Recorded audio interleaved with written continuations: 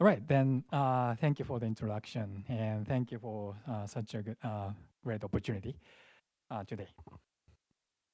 20 minutes. Yeah, okay. So, yeah, my name is Kenji Tanaka, the founder and CEO of Foxtrot Inc.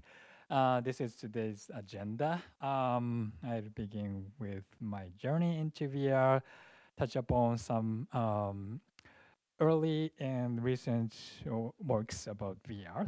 I'll touch upon the social impact of VR, and that leads to the foundation of a small company, Foxtrot. So yeah, for me, I have a PhD in virtual reality studies. I was doing image processing and VR and AR studies at Sony. I was the head of solution development in North America since 2017. And after returning back to Japan 2020, I have been heading the corporate moonshot project about XR. And last year, I founded Foxtrot Inc. So, my journey into VR. I'd like to begin with a mini quiz. So, when do you think the world first head-mount display (HMD) um, was invented? So, please raise your hands. Who think it's 10 years? 10 years? No one. So, 20 years, 30 years, 30 years. Okay. There are some. 40 years. 40 years. How about 50 years? Okay. Yeah. Thank you so much. The answer is 56 years. This is the first head-mount display invented by Ivan Sutherland. Um, and actually, he appeared at SIGGRAPH 2018 this month at the age of 80. And he is now 86. Anyway. But VR has a long history. And talking about me, this is my first VR related work. And this is almost 30 years ago, but this is called tactile display. And this was simulating the sensation of touching various materials, including rocks, wood, paper. Anyway, um, and after entering Sony, I returned after 3 years. I returned back to the university to pursue my PhD.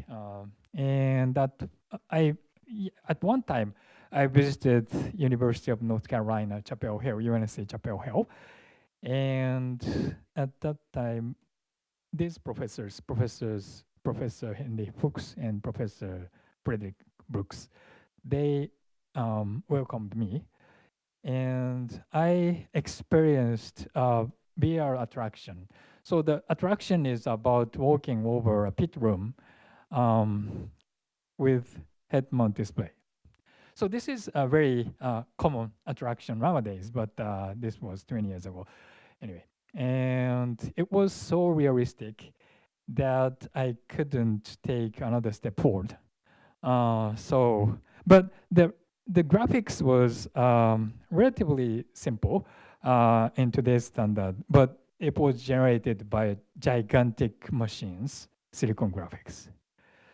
And after that, I decided to focus on the visual side of the virtual reality, and I worked on various 3D displays. The first one is a display that can display 360 stereoscopic images without eyewear. And the right-hand side is a camera that can capture the stereoscopic 360 images. So please turn on the audio.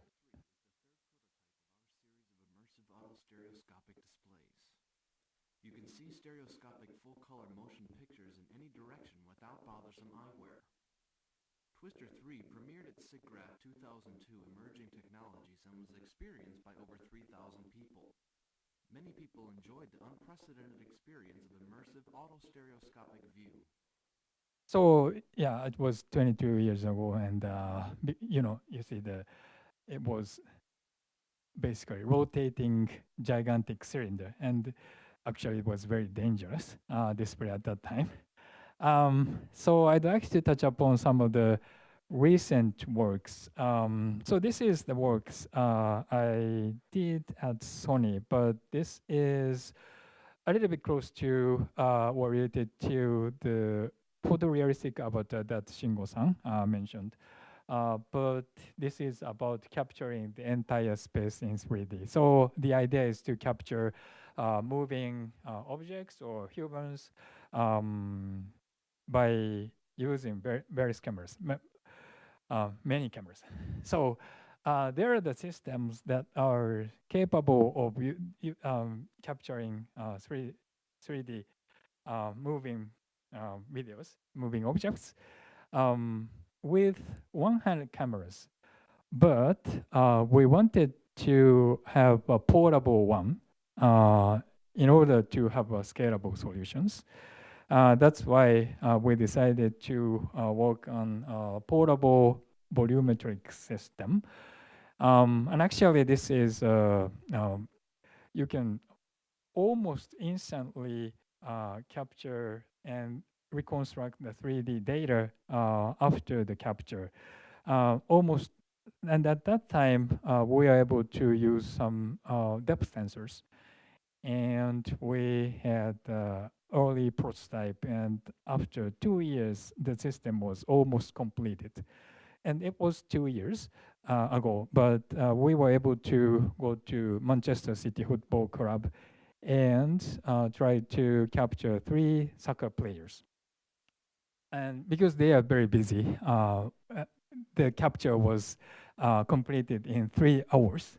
But the capture stage is very instantly built one. And the capture circle is a circle of 2 meter diameter.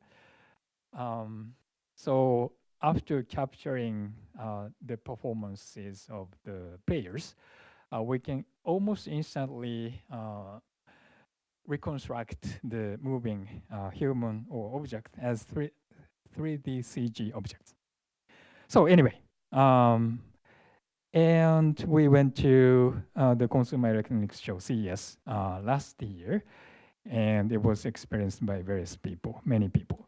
Um, A traditional volumetric capture of a person would require some 100 cameras in a specialized studio and take over 20 minutes, but Sony's portable volumetric system could be set in an hour and scan my body in 15 seconds using only 7 cameras, and the results can be viewed almost instantly after the capture.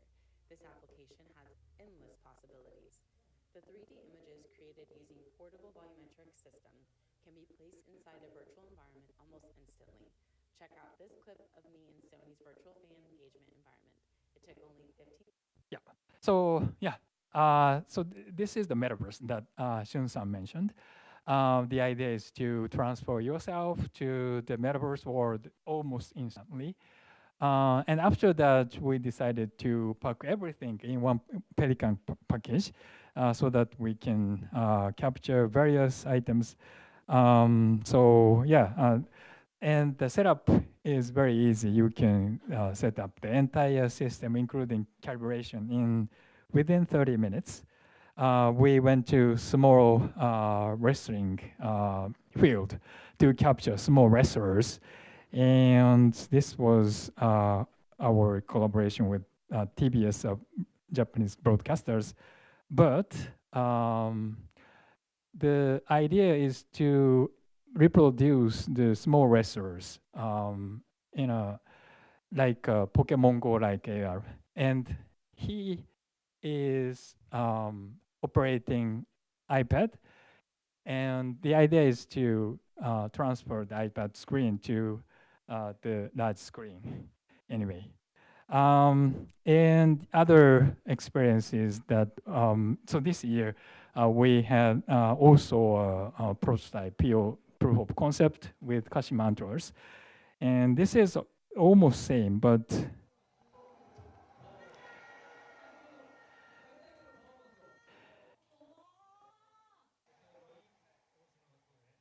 you can replay the goal celebration in the virtual space.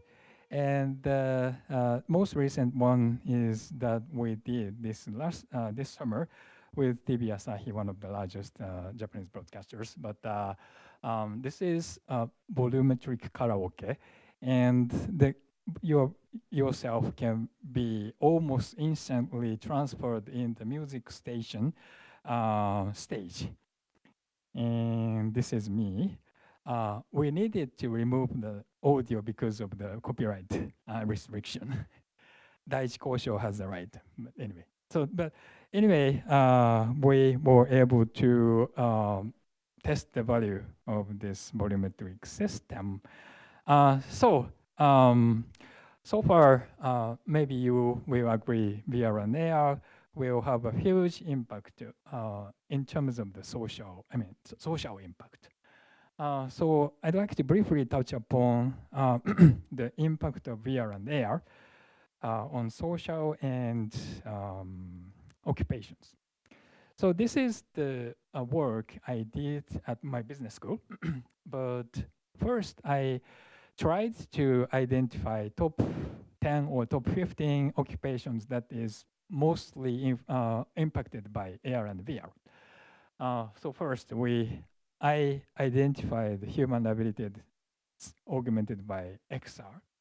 And then I found a database by the Department of Labor of the United States. They have a huge database about 900 different occupations. So after that, I will skip the details, but the XR impact index, I tried to calculate the XR impact index as a linear combination of the occupation attribute and coefficients that was calculated like this.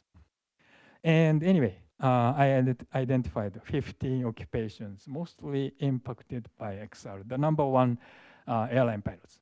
And number two, first responder, blah, blah, blah.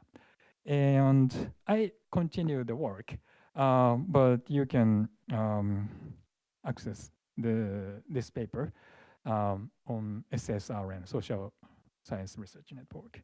Anyway, and after that, I continued my work at Keio Business School. And one time I visited as fieldwork a city of Hitoyoshi in Kumamoto Prefecture in the western part of Japan. And unfortunately, that was just after a heavy rain. And many areas were devastated by the heavy rain. And we saw many ruined hotels and many construction sites. So,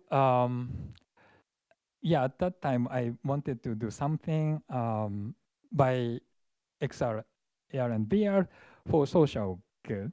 And I had an intensive discussion with the city officials and came up with an idea of Hitoyoshi value chain. And in order to realize this idea, I did a small implementation, virtual Hitoyoshi, by using social, not open source metaverse implementation. So this is basically a very rough metaverse.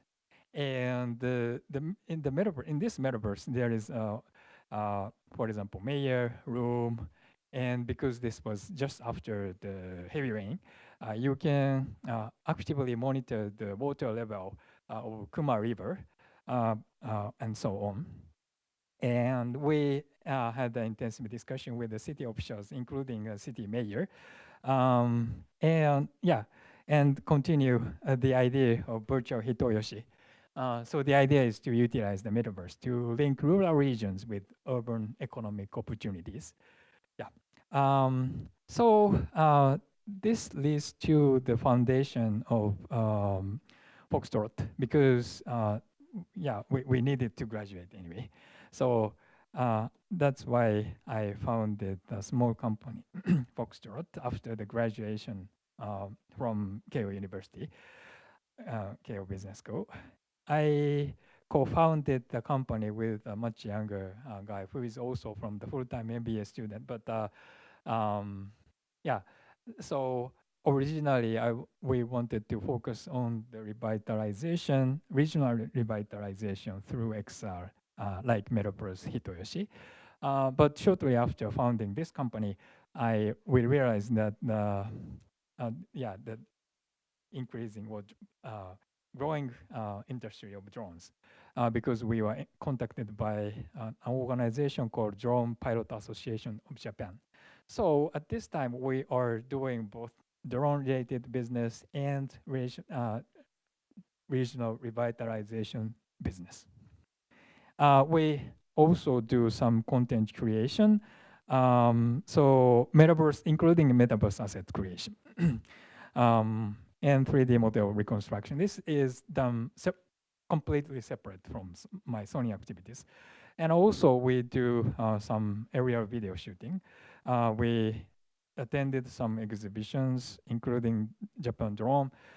So this is an example of metaverse. This is not a virtual Hitoyoshi, but we went to Kamakura and captured many various buildings in Kamakura and put them inside metaverse.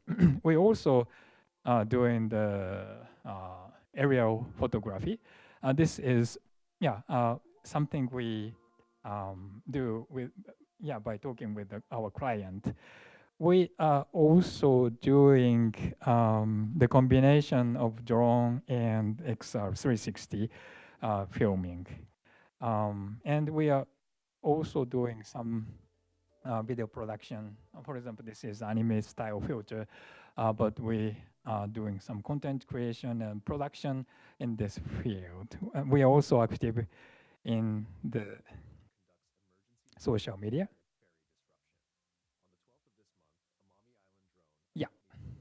So this concludes my presentation. I touch upon my journey into VR, some highlighting some early and recent works in VR, and I touch upon the social impact of VR and AR, and that led to the foundation of the small company that I want to grow. Yeah. So thank you again. Thank you very much.